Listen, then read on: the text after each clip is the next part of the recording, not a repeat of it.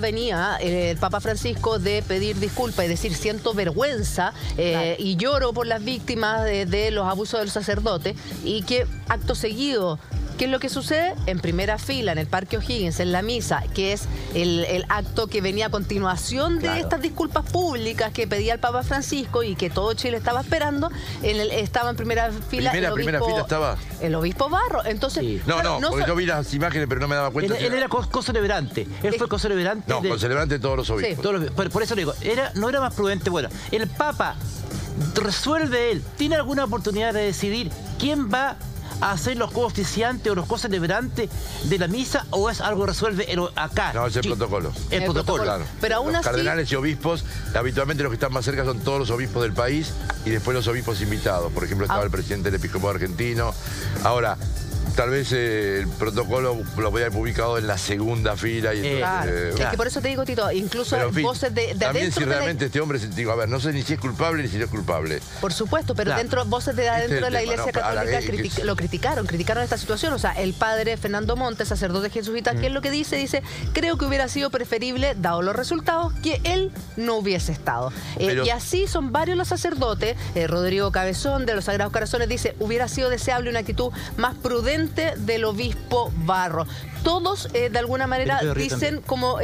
mira, si se hubiera arrestado, hubiera sido muchísimo mejor. Y por eso yo creo que reacciona con este tiritón de pera, no queriendo hablar. Lo único coherente que dijo el obispo Barro a Iván Núñez y a la Connie Santa María fue: se han dicho muchas mentiras sobre lo mío. Después empieza a decirle a la Connie, no, si yo te vi en el avión, Pauli empieza como a tratar de zafar por algún lado, pero a no contestar de lo que estaba pasando. Claro. Yo digo esto, ir y no ir era una decisión, y cualquier decisión iba a ser tomada por los medios. Hoy día en la mañana. Si estaba porque estaba, si no estaba porque no estuvo, es yo no estoy de acuerdo, Tito, ¿sabéis por qué? Porque venían del acto en donde el Papa pidió disculpas, Pauli. Exactamente, y entre los periodistas ayer estábamos en el chat comentando esta como de repente lucha de egos entre Iván Núñez y Connie Santa María, entre periodistas y los demás canales absolutamente golpeados. ¿Quieren saber qué fue lo que dijo el obispo Barros? Aquí está. Sí, a mí me llamó la atención que, a ver, lo vi poco preparado para responder preguntas y un poco sorprendido de que le preguntáramos. Cuando es evidente, digamos, que él ha sido una figura polémica en los días previos al Papa, en los meses previos a la visita al Papa. Y le tiritaba, a mí me impresionó mucho, le tiritaba el labio, le tiritaba la boca cuando estaba respondiendo al principio. Yo en algún minuto pensé se iba a poner a llorar. O sea, muy nervioso.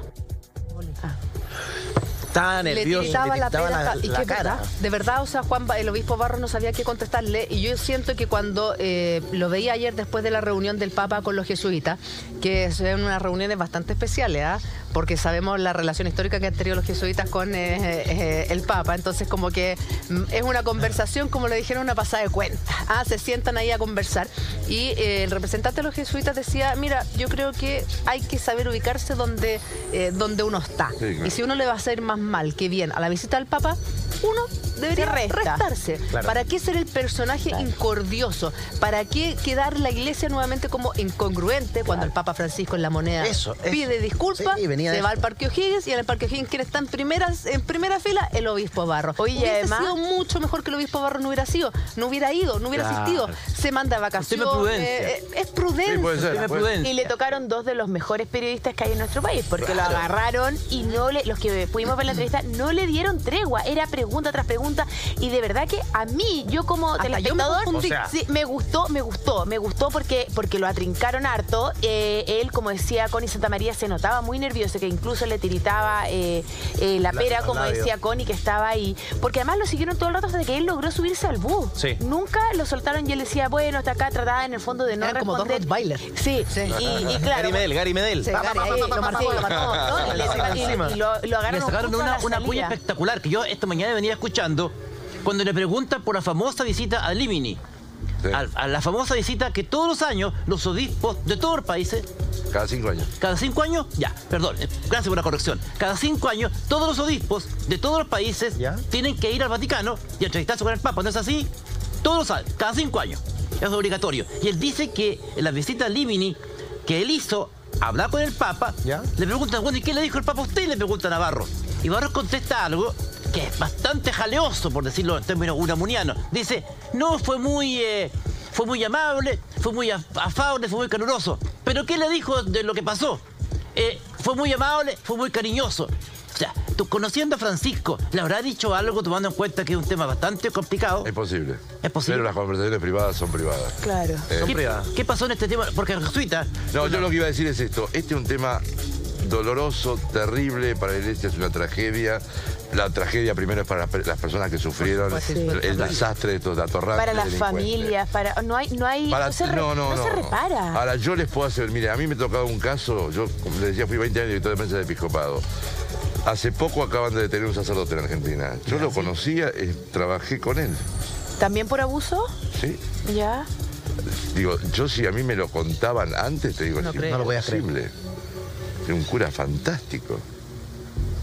Qué terrible. Pero era imposible de creer que ese tipo, que era un cura bárbaro aparentemente, había hecho los desastres que después se supieron que hizo. ¿Y está comprobado? Está preso. Ya. Está preso. Increíble. Ahora, y vos decís, ¿cómo no te diste cuenta? Y la verdad, yo... Bueno, puedo ser un poco tarado, pero tampoco tanto. Pero el abusador no anda con un cartel de abusador. No, pero es que además, digo, vos lo veías que era un cura íntero. Y el tipo era, no voy a decir quién era, no importa, pero venía a la conferencia episcopal con una tarea, digamos, de colaboración, como era la mía en prensa. Él tenía en otra área. ¿Y cuántos años trabajaste con él?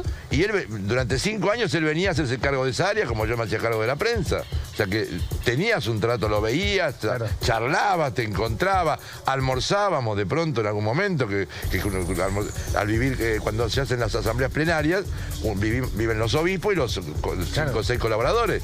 Y él estaba ahí. Yo cuando tuve la primera acusación decía, no puede ser. Sí. Después salió la segunda. Acá el problema fue la iglesia en su momento optó por cerrar el tema y cambiar al sacerdote del lugar y estudiar a ver qué pasa. Porque también llegan muchas denuncias que no son ciertas. Esto también hay que decirlo. Por eso la iglesia lo que dice, bueno, hagan la denuncia acá, nosotros hacemos el trámite y hagan la denuncia penal. También. O sea, que la justicia actúe. Sí. Porque yo puedo llegar y decir, él es un atorrante, pero yo tengo que comprobar que es un atorrante. No es tan fácil comprobarlo. Pero en este caso me parece que se pecó de ingenuidad. Sí, total. Y yo insisto. O sea, se equivocó el camino. Se equivocó el camino, sobre todo cuando tú haces 2 actos que son consecutivos, que son pegados. Exacto. Pides perdón acá y llegas a la misa y ¿quién está acá puntualmente? El obispo Barros, que genera tanta división. Hay muchos laicos que están en Santiago, que pertenecen a Osorno y que están reclamando con sus carteles de manera pacífica, porque sí hay que destacar eso, están manifestándose de manera pacífica, que no quieren ser guiados por el obispo Barros. Y desde el minuto 1 lo han manifestado. Entonces, cuando hay un grupo de laicos que te está diciendo constantemente que no lo quieren presente, porque para ellos es un encubridor. La justicia tendrá que comprobarlo. El mismo obispo Barros dice que no se sabe toda la verdad, que han dicho mucha mentira en cuanto a lo suyo. Pero yo siento que la prudencia es un bien en estos tiempos. Y la prudencia, sobre todo, si el Papa Francisco iba a pedir las disculpas y iba a decir lo que dijo en la moneda, era que el obispo Barros no hubiese estado... Pero es que además, Juli, es importante lo que tú estás señalando. Hay que ser súper prudente. Ya no se fue prudente ayer. Se puede mandar el rumbo hacia el futuro. Hoy día el Papa oficia una misa en la base aérea de Maquehue, ahí en Temuco. ¿Quién va a estar ahí? No. El obispo Barros. Que va todo el episcopado. Nuevamente. A ver, a las misas va todo el episcopado. Algunos obispos podrán no ir por decisión propia. Sí. Pero yo insisto, la lectura que te haría yo desde director de prensa del episcopado es, tengo 2 situaciones. Si va a ser un problema para decir por qué está. Si no va, está certificando que es culpable. Por eso no va para no mostrarse con el Papa. Entonces, es una situación que hay que analizar, doctor, usted lo sabe mejor. Absolutamente. Entonces, pero no puede resfriarse. Hoy día yo venía escuchando la radio y puede. ¿en serio? Por favor. ¿En serio? Y decían perfectamente que podría resfriarse o pero enfermarse como para evitar en el fondo todo esto. Desde el esto. punto de vista penal, alguien podría decir, ¿y si es inocente? ¿Por qué se oculta? ¿Por qué? Si yo soy inocente, me expongo, y sobre todo con el jefe máximo de mi fe, que es el Papa. Yo entiendo que nosotros los de cierta edad tenemos una mirada. Los jóvenes son mucho más efusivos y está fantástico que así sea. Pero acá la doble realidad era complicada. Ir era una decisión, no ir era una decisión. No, sabéis que yo no estoy de acuerdo, Tito. Yo creo que lo más por supuesto, prudente... yo acepto, No, pero por supuesto, en mi punto de vista, yo creo que lo más prudente hubiese sido resfriarlo. O a veces...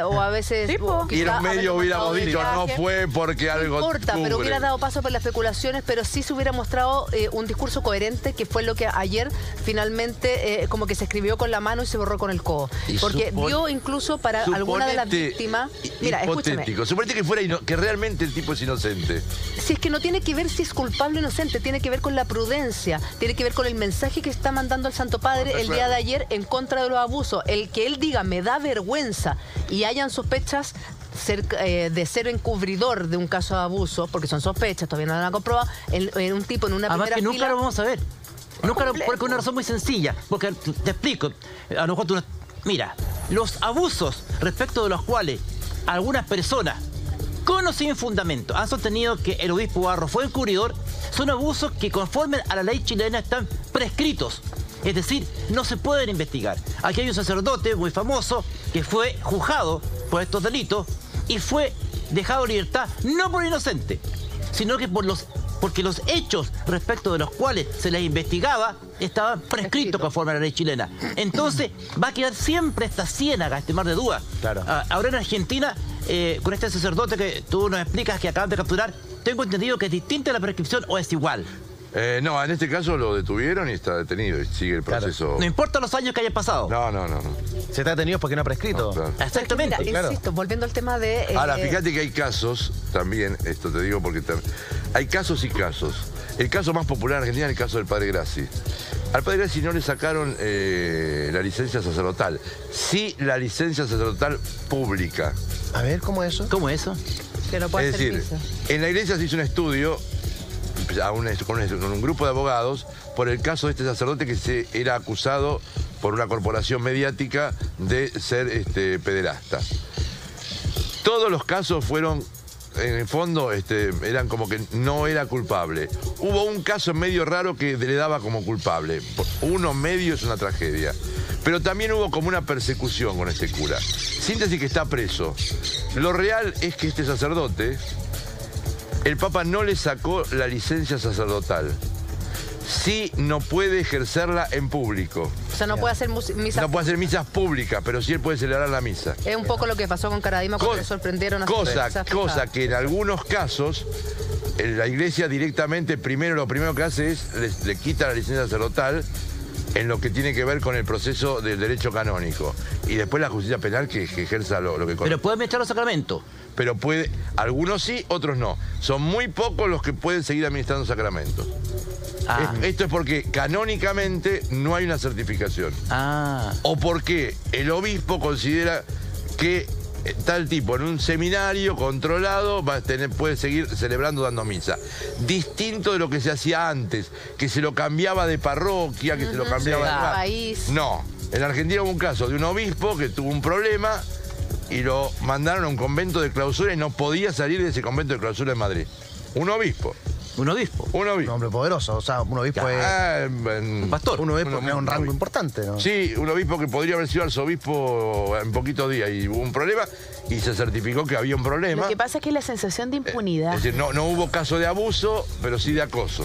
Pero eso es lo que pasa, más allá de si prescribe. Yo creo que aquí lo que... No, el drama está hecho. Por eso los chilenos, y está en los porcentajes de cuántos se han alejado de la Iglesia Católica, por la sensación de impunidad.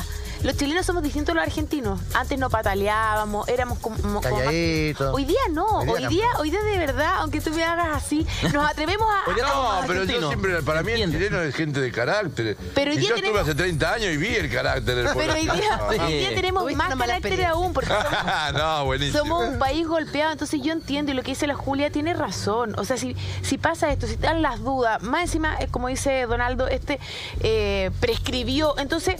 Lo mínimo es, yo lo venía escuchando en la radio, aunque sea que se resfríe, pero en el fondo es como, tú dices, pero ¿pero qué es esto? O sea, me están pidiendo disculpas Claro. y Incongruente. está la Y persona mensaje, ahí. además, es que ¿sabes lo que pasa? en Que el mensaje primera termina fila. siendo incongruente. Y por eso yo entiendo las palabras de José Andrés Exacto, eso iba a Murillo, decir. que era lo que te quería decir, que dice, en el fondo, las palabras no sirven si no se acompañan de acciones. ¿De qué me sirve que en una parte el Papa, la máxima autoridad de la Iglesia Católica, me pida disculpas a mí y a todos los que fuimos abusados, no solo por Caradima, sino por distintos sacerdotes en el mundo, y diga que sienta vergüenza, si en el acto siguiente, que es la misa, en primera fila está una persona que, según mi testimonio, el de Murillo y el de los otros que fueron lamentablemente abusados por Caradima, está una persona que lo encubrió, que sabía de estos abusos y no hizo nada, supuestamente. Entonces, Una persona que se supone que lo encubrió. Claro. no, según el testimonio de ellos, Doctor. lo encubrió. No, Es que no está establecido legalmente, no está establecido el encubrimiento. estoy de acuerdo, pero ese es el testimonio de las víctimas de Caradima, que ayer incluso volvieron a reiterar de que para ellos es una imagen súper fuerte y violenta, porque pongámonos en el caso de que las víctimas en este caso tienen la razón. Efectivamente, fue supuestamente Juan Barro encubridor. Nunca lo vamos a ver. Nunca lo vamos a ver, Aldo, pero ¿cómo interpretas tú la acción del Papa? Pésimo. Incongruente, total. Yo creo que el Papa fue víctima del protocolo. Yo creo que sí. Voy a jugármela, viejo. Yo creo que sí. Bergoglio. Como es Bergoglio. Bergoglio. ¿Por qué digo Bergoglio? A Bergoglio. usted le gusta la Bert. Ya no es más, es Francisco. Ya, Bergoglio. No me Más diga fácil. eso, por favor. Te puedo entender mal. Entonces, ¿qué pasó? Dígale Francisco. Sí, Sí, pues, a ver, yo soy Francisco. Bergoglio. Bergoglio. Conociéndolo como es. ¿Cómo se enfrentó? Nada menos que con los Kirchner en su máximo poder, ¿no es cierto? En su mejor época. Corríjame, por favor, No, es maestro. cierto. ¿Fue así o no? Es cierto. Y los miró a la cara, tanto a marido y mujer, les dijo lo que les dijo. Pero, siendo como es, si yo hubiese sido, si yo podría interpretarlo, yo diría que él, don Jorge, tu santidad, yo lo habría excluido del grupo. Yo también. Yo creo que fue víctima del protocolo vaticano. ¿Es así o no? A ver, dos cosas. Cuando fue la primera celebración que fue a la iglesia Santa María en Roma, había un cardenal que estaba sospechado de ser encubridor en Ah, ya. muchos casos. Ah, ya. Y pidió a ese señor, no lo quiero ver más por acá. Ah, él lo dijo. A la semana de asumir, o un poco menos. Hay un Cardenal Lo, precedente. creo que era. El ¿Cardenal Lo, de creo? los obispos Cardenal Lo, L-A-W.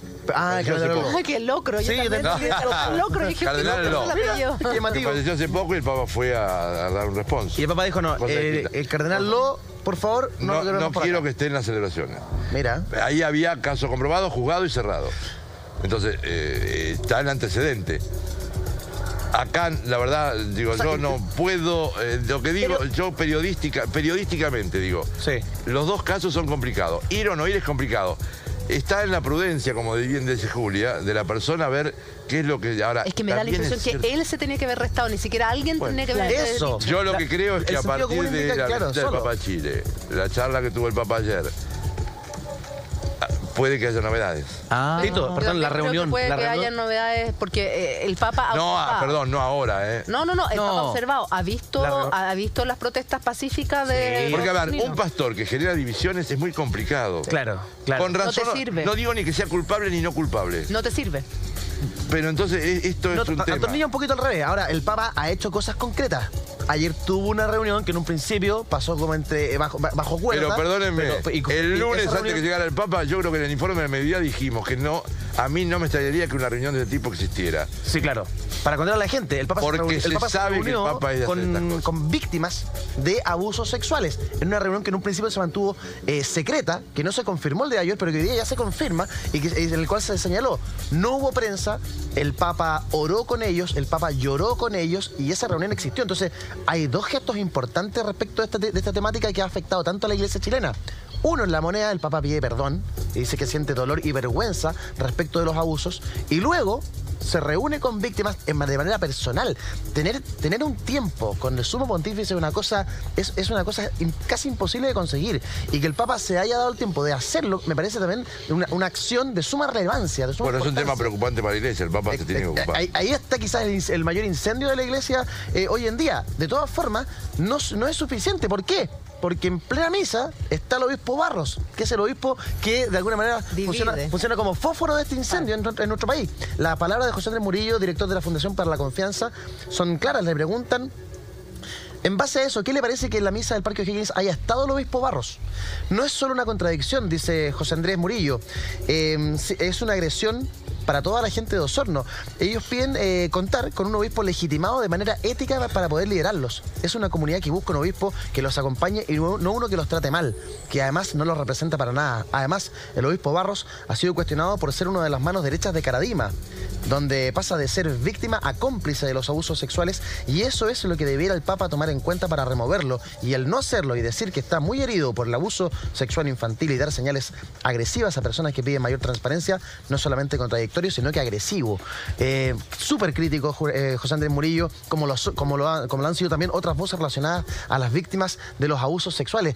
Yo creo que comunicacionalmente, por donde se presente la presencia del obispo Barros, ayer en el Parque O'Higgins, hoy día en Temuco, es mala para la visita del Papa. Yo creo que si ya estuvo en algunos actos va a seguir porque va todo el episcopado. Claro, no hay cómo bajarlo. Él es parte del episcopado.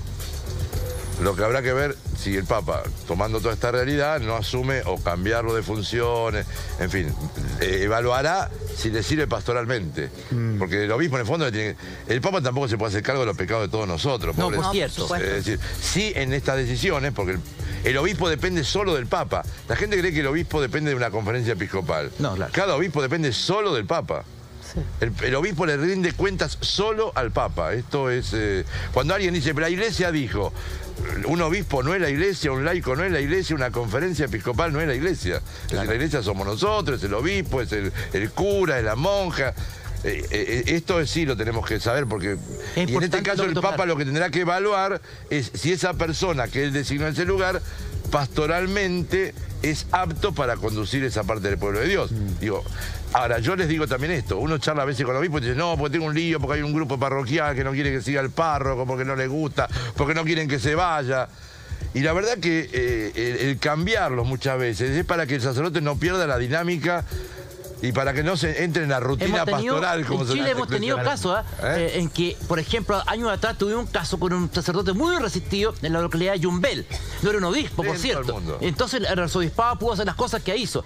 Pero acá, tal como tú aclaras, no depende ni del cardenal ni de la conferencia episcopal. No. Depende directamente de Roma. Exacto. Directamente de Roma. Por eso habrá una pregunta, Tito. ¿Por qué es idea nuestra o es así? ¿Ha habido poca presencia de sacerdotes jesuitas dentro de las actividades del Papa? Y puntualmente lo que ha salido del padre Pablo Walker o de Felipe Berríos, que son representantes de la Compañía de Jesús en Chile, de la Orden Jesuita, han criticado duramente la presencia de el obispo Barros en el Parque O'Higgins. De hecho, dice, ver al obispo Barros en presencia del Papa me produce un dolor muy grande.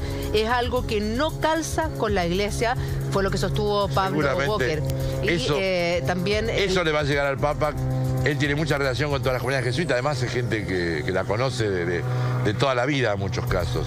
Así que esto creo que para él también es importante, el aporte que se haga desde voces no tan oficiales, como puede ser una congregación, que es oficial, pero digamos, no es la conferencia episcopal, no es el episcopado. Pero es su congregación, y ayer justamente esta reunión se hace privado y sin cámara. Sí, claro. Sí. Claro, hoy estamos viendo... Pues yo digo, son las voces que oye. El Papa tiene... todos, pero John Bergoglio la tuvo siempre, escucha todo y después hace y deshace.